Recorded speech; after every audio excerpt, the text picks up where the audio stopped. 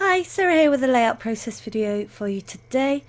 This is for the Crafty Ribbons design team. We've recently got some beautiful new releases for Christmas, and this one is from the Silent Night collection.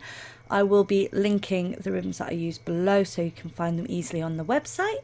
And don't forget, if you head on over to the Crafty Ribbons Facebook group, you can be in with a chance of winning some ribbons, so be sure to check that out too. So to start my layout here, I have grabbed a snowflake stencil and some texture paste. It's paper paste by Prima, and I'm using a silicone brush to add that on. With it being quite a delicate stencil, I find that the silicone brush doesn't lift the stencil up as much as a metal one would do. So now I'm just watering down some cheap white acrylic paint just so that I can use this little mini fan brush, which was also a bargain at Hobbycraft or somewhere, I think. And I'm just splashing on some of that paint just to blend out the edges of my texture paste snowflakes, so it doesn't look like there's just two blocks of texture paste, so it just sort of adds a bit more white to the page.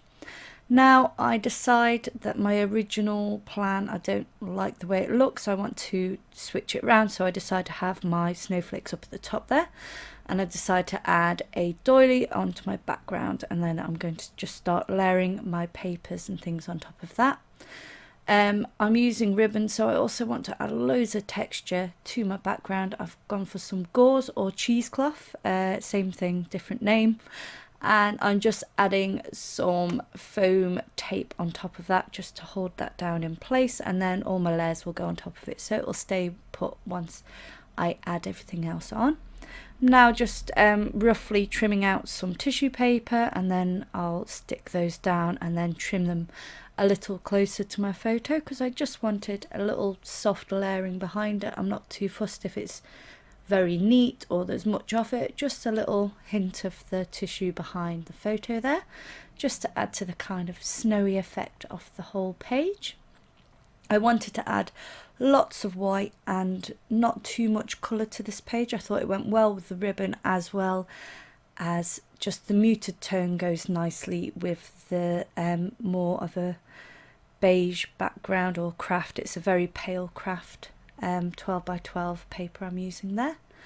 So now I'm layering up my pattern papers. I'm just trimming a straight line down the side and then tearing it off at the bottom to add some texture. I'll take my scissors as well and just ruffle all the way around the edge. I won't show you the whole thing of me doing that.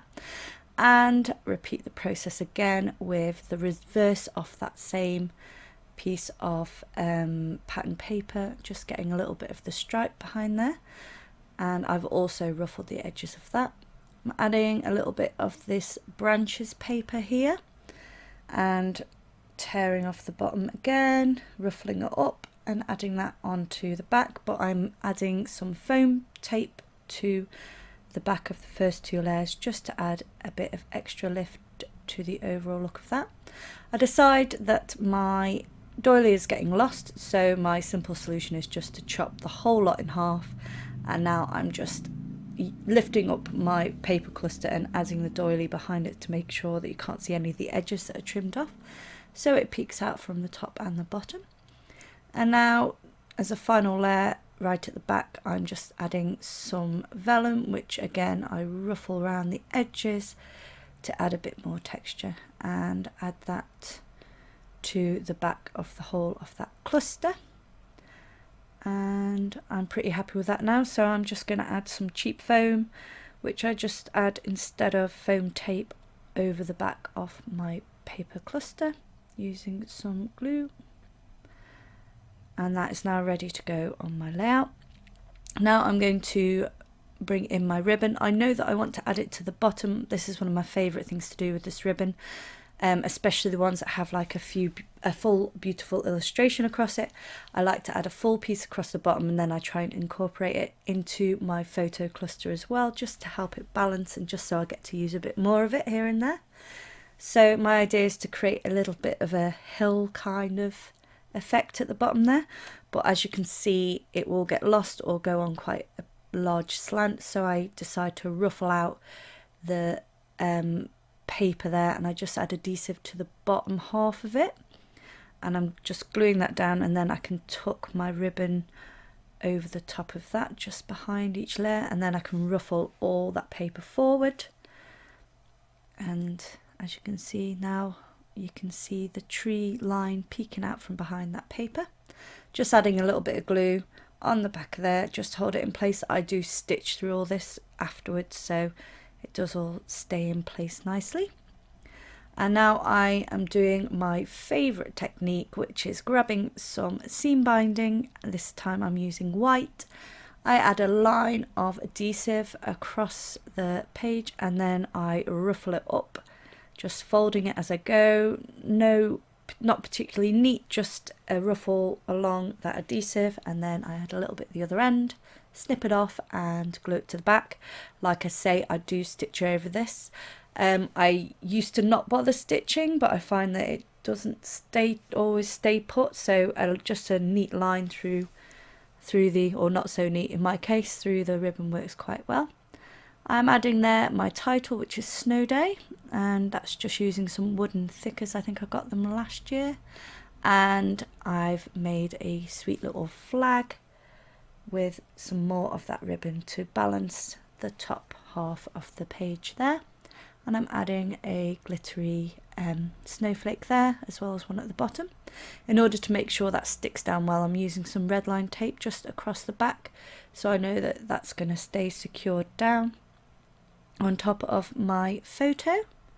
And now, in order to make sure that my photo cluster sticks to the texture paste, I'm using some matte gel medium rather than tape, because that sticks better to an uneven surface created from the texture paste.